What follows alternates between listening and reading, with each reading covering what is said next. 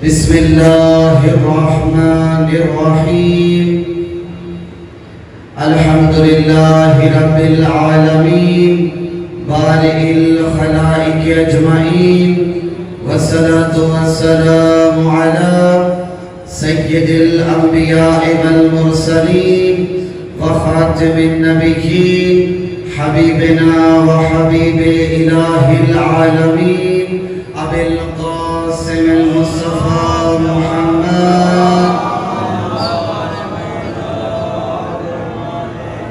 صلى الله عليه وعلى آله الطيبين الطاهرين المعصومين ولا سيما بقية الله في الأرضين واللعن الدائم على أعدائهم أجمعين أما بعد فقد قال رسول الله صلى الله عليه وآله وسلم لو أن عبدا جاء يوم القيامة بعمل 70 نبيا ما قبل الله ذلك منه إلا بولايتي وولاية أمير المؤمنين علي بن أبي طالب عليه السلام صلوات پڑھیں محمد وآلہ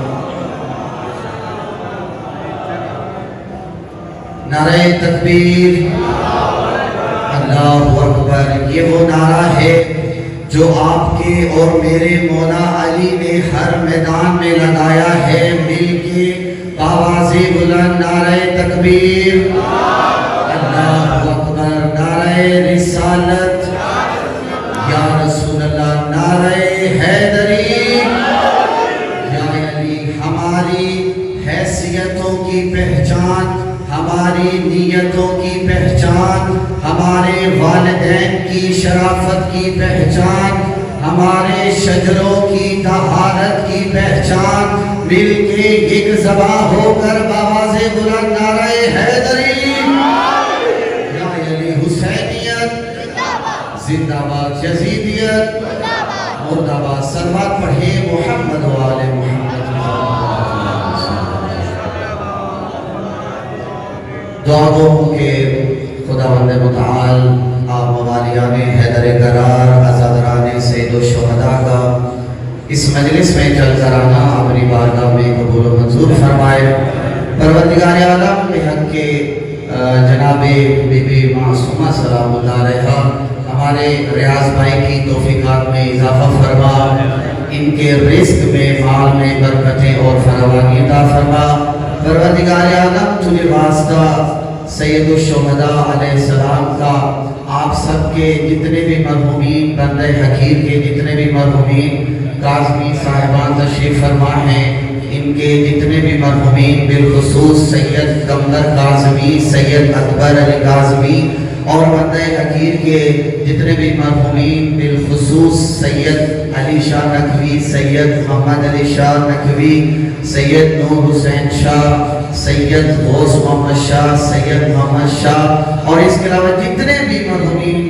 آپ سب کے اس دنیا سے انتقال کر گئے ہیں پروردگار عالم ان سب کی بخشش فرمائے جوال چہارہ معصومین علیہ السلام کے ساتھ محشور فرمائے اور اس مجلس میں ہمارے ماموں کی تشریف فرما ہے پروردگار عالم ان کے بھی رزق میں مال میں برکتیں اور فراوانی عطا فرمائے اور جو میں اپنے لیے اور آپ سب کے لیے جو سب سے ضروری دعا مانگنا ضروری سمجھتا ہوں مہم سمجھتا ہوں وہ یہ ہے کہ پروردگار عالم مجھے اور آپ سب کو ولایت علی ابن ابی طالب علیہ السلام پر ثابت قدم رہنے کی توفیق عطا فرمائے اور ہماری سب سے پہلی اور آخری دعا پروردگار عالم ہمارے آخری تاجدار ولایت امام مہدی علیہ السلام کے ظہور میں تعجیل فرمائے اپنی اپنی دعاؤں کی قبولیت کے لیے اپنی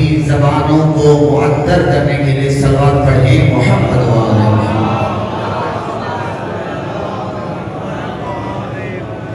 رسول خدا فرماتے ہیں یہ جو آپ صلوات بھیجتے ہیں محمد وآل محمد پر آج میں نے ایک حدیث کا مطالعہ کیا تو اس حدیث میں مجھے یہ ملا، رسول خدا فرماتے ہیں اگر کوئی بندہ محمد و آل محمد پر ایک دفعہ درود بھیجے تو ملائکہ اس بندے پر 10 دفعہ درود پڑھتے ہیں۔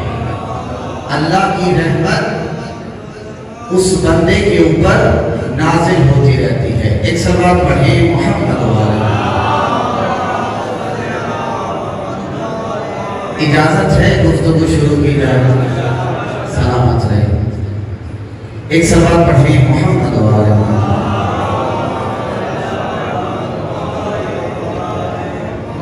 موسم بہار ازاں میں کوسے ولائے قضا میں حمد کی ٹھنڈی رمجھم کے قطروں سے ہر بندہ غسل توحید کر رہا ہے، اور ہم ولایت کی سجدگاہ کو سامنے رکھ کر مودت کی جانماز بچھا کر عقیدت کی تسبیح ہاتھ میں پکڑ کر نماز عشق ادا کر رہے ہیں۔ یہ بات سلامت رہے۔ اور اس نماز عشق میں محمد و آل محمد پر درود پڑھ کر کبریا کی بارگاہ تک پہنچانے کی سعادت حاصل کر رہے ہیں، اور خدا کو سجدے کر کے دنیا کو یہ بتا رہے ہیں کہ جو ہم عاشقوں کو، ہم موالیوں کو علی جیسا رہبر عطا کرے اسے خدا کہتے ہیں۔ یہ بات سلامت رہے۔ جو ہم عاشقوں کو علی جیسا رہبر عطا کرے اسے خدا کہتے ہیں۔ کون علی؟ علی سے امیر المؤمنین علی، با سے ایک سوال پڑھیں محمد و آل محمد۔ کون علی کہ جس کے بارے میں رسول خدا فرماتے ہیں یا علی انتا منی وانا منکا، اے علی تو مجھ سے ہے میں تجھ سے ہوں۔ کون رسول فرما رہا ہے کہ جو جس کے بارے میں قرآن کہتا ہے وَمَا يَنطِقُ عَنِ الْهَوَىٰ إِنْ هُوَ إِلَّا وَحْيٌ يُوحَىٰ، کہ اے پیغمبر آپ اپنی مرضی سے کچھ نہیں کہتے، جو کچھ بھی کہتے ہیں وہ کلام خدا بندی ہوتا ہے۔ کون میرا رسول جو سید ابرار ہے، احمد مختار ہے، حبیب ستار ہے، جو قبلہ دو عالم ہے، جو سرور دو عالم ہے، جو مقصود کائنات ہے، جو وجہ تخلیق کائنات ہے، جو وجہ تخلیق شجاعت ہے، جو نور اول ہے، جو حسن اول ہے، جو عشق اول ہے، جو خلق اول ہے، جو سردار مرتضیٰ ہے۔ صلوات پڑھیں محمد و آل محمد۔ جو سردار مرتضیٰ ہے، جو سیرت قرآن ہے، جو ناطق قرآن ہے، جو قرآن میں کہیں طٰہٰ ہے، کہیں یاسین ہے، کہیں مزمل ہے، کہیں مدثر ہے، جو جد الحسن والحسین ہے۔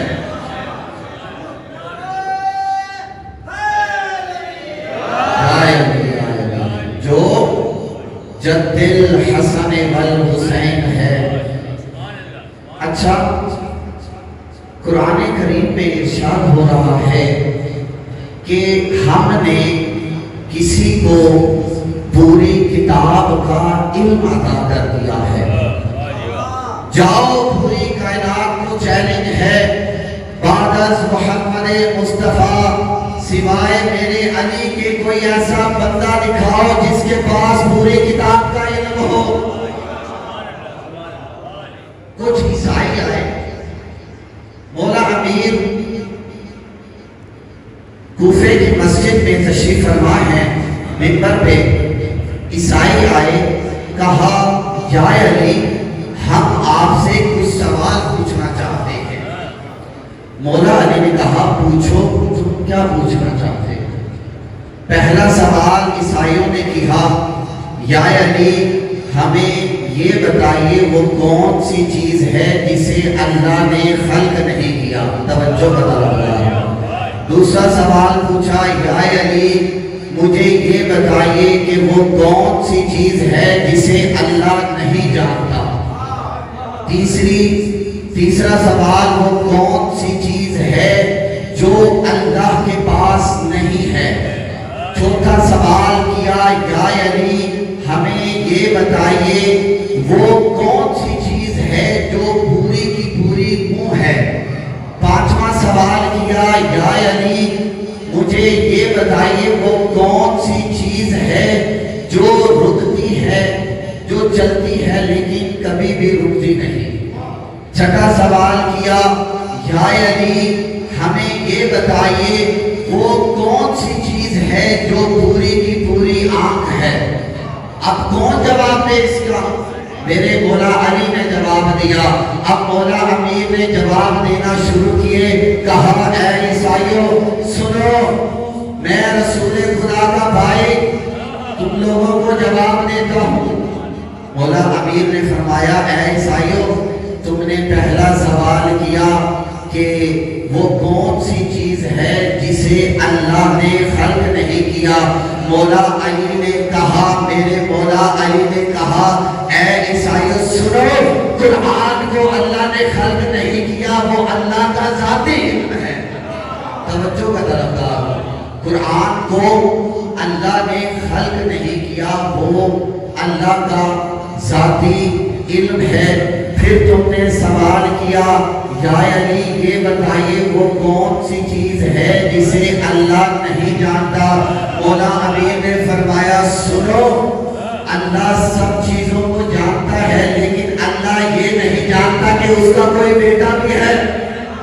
یہ ہاتھ سلامت رہے.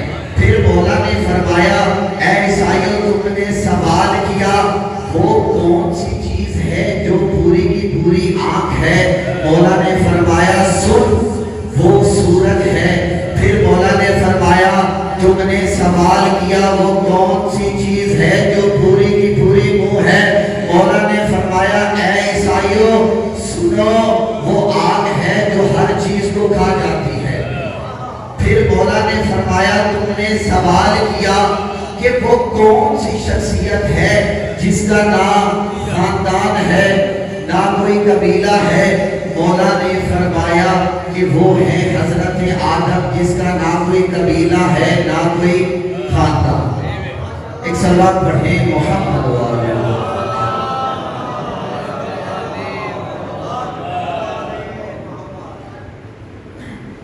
میں آج نعیم الابرار کتاب کا نام ہے اس میں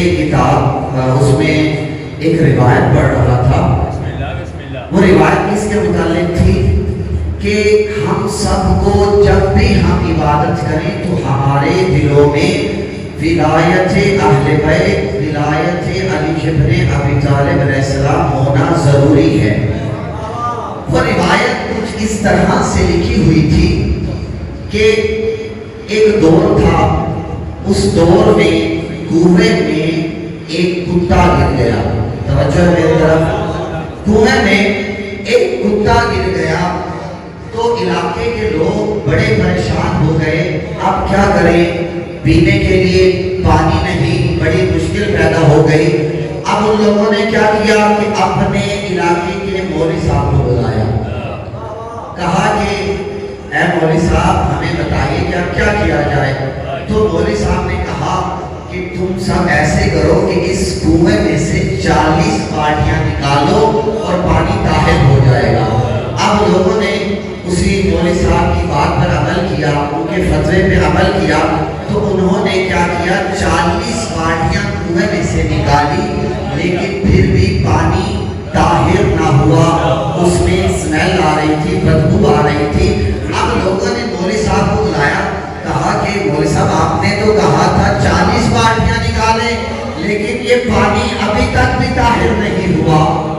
تو اس مولوی صاحب نے کہا کہ میں نے کہا تھا کہ 40 بالٹیاں نکالو. کیا تم نے کتا نکالا کنویں میں سے؟ کہا نہیں نکالا.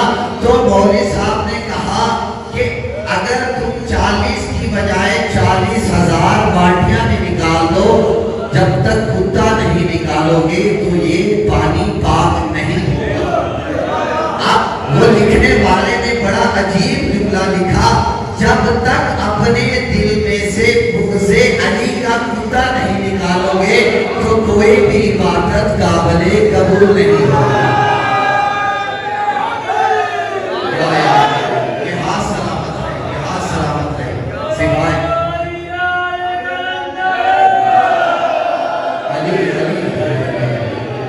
جب تک ولایت علی ابن ابی طالب علیہ السلام کو اپنے دل میں رکھو گے تو محشر کے دن تمہیں جناب سیدہ کی شفاعت ہوگی, جناب رسول خدا کی شفاعت ہوگی.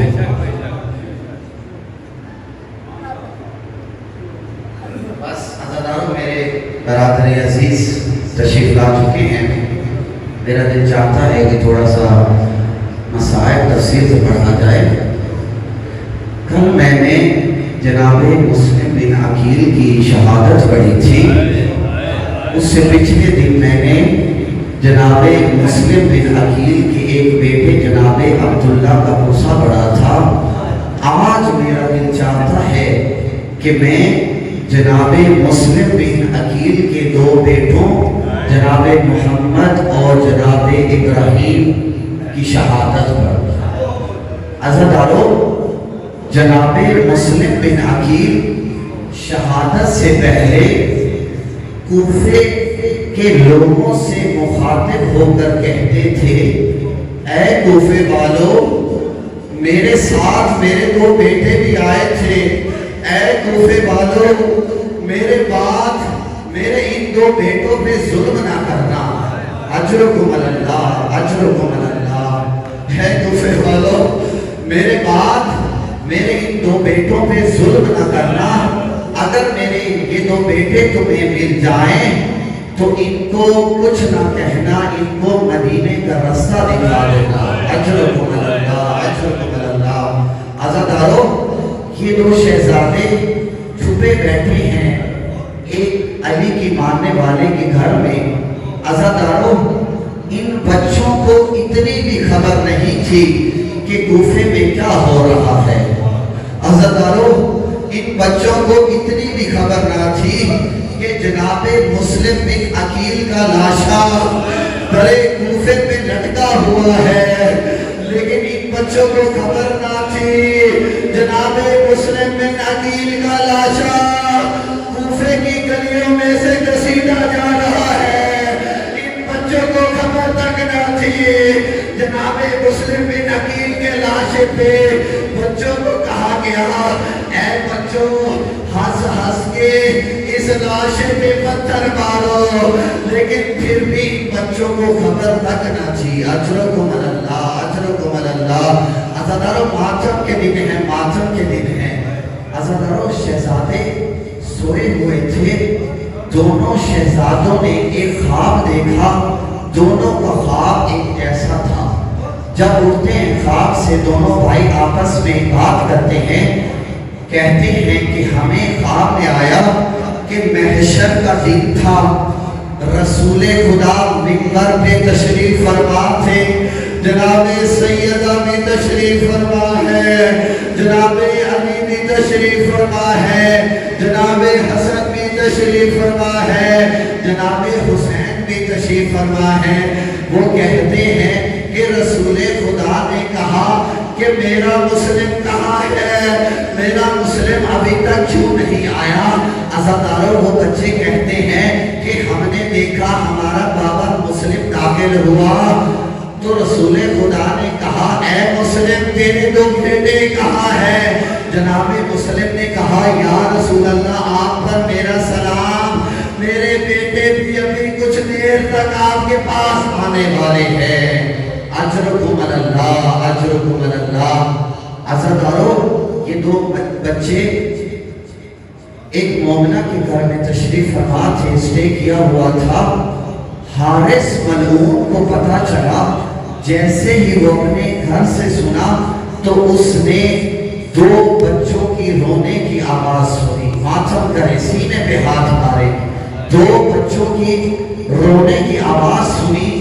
جیسے ہی رونے کی آواز سنی نا, اندر جا کر ان دو شہزادوں سے پوچھتا ہے, کہ تم کون ہو؟ ان شہزادوں نے کہا ہم محمد اور ابراہیم ہیں۔ عزادارو اتنا کہنا تھا کہ ہم محمد اور ابراہیم ہیں۔ عزادارو حارث ملعون نے کیا کیا؟ بالوں سے کھینچا، چہرے پر تماچے مارتا ہوا، گھسیٹتا ہوا گھر سے باہر لے کر گیا، دریا کے کنارے لے کر گیا۔ اجرکم اللہ۔ عزادارو وہ ملعون کہتا ہے کہ میں اب تم دونوں کے سر ابن زیاد کے دربار میں لے کر جاؤں گا۔ وہ شہزادے ہاتھ جوڑ کر کہتے ہیں کہ ہمیں قتل مت کرو، ہمیں اپنے بابا کے پاس لے چلو، ہمیں اپنی ماں کے پاس جانے دو۔ وہ ملعون کہتا ہے نہیں، میں تم دونوں کے سر طلب کروں گا اور ابن زیاد کو دوں گا۔ عزادارو وہ ملعون کیا کرتا ہے؟ پہلے جناب محمد کی گردن کو پکڑتا ہے۔ میں نے یہ جملہ کہہ دیا، تم لوگوں نے سن لیا۔